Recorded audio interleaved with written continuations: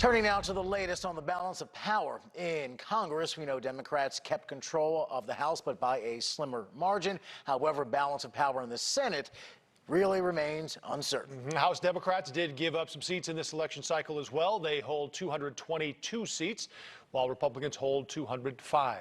In the Senate, Republicans hold 50 seats. Democrats have 48. Special elections in Georgia will determine who keeps control. And News Nation's Brian Entin taking a closer look at that race in Georgia. Races. Brian, what happens there could have a major impact on things like immigration, gun control, and health care at a national level.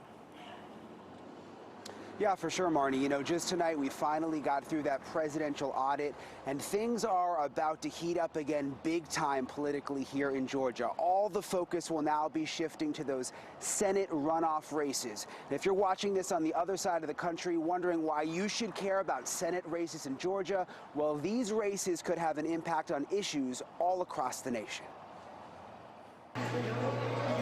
With the Georgia presidential vote audit wrapping up, all eyes now shift politically to the two Senate runoffs in the Peach State. If Democrats win both, they'll have control of both chambers of Congress and the White House. The planets have aligned themselves to make Georgia the focus of American politics. The first runoff is between Republican Senator Kelly Loeffler and Democrat Reverend Raphael Warnock. I've spent my whole life in service as a pastor, and I've gotten into this because I think the stakes are so high.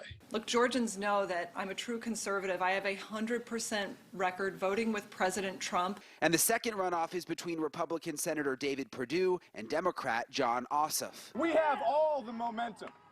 We have all the energy. We can't let Schumer have the Senate majority. Unlike almost every other state, Georgia has a law requiring that Senate candidates receive more than 50% of the vote. That didn't happen, which is why both races are headed to runoffs. It's a huge deal for the country. Georgia State University political science professor Dr. Daniel Franklin explains that if Democrats win both seats, that would mean a tie between Republicans and Democrats in the Senate.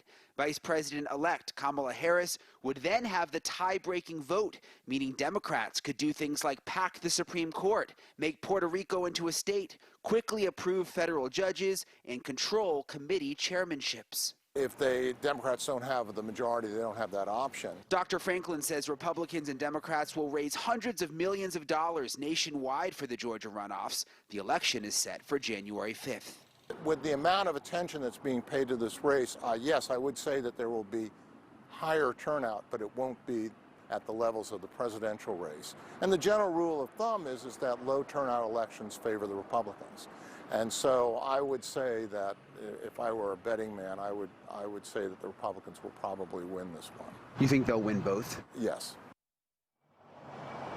And high-profile surrogates on both sides are already getting involved. Vice President Mike Pence will be here tomorrow campaigning for Republicans. And while not confirmed, there are a lot of rumors right now that President Obama, will also be in Georgia campaigning for Democrats over the next month.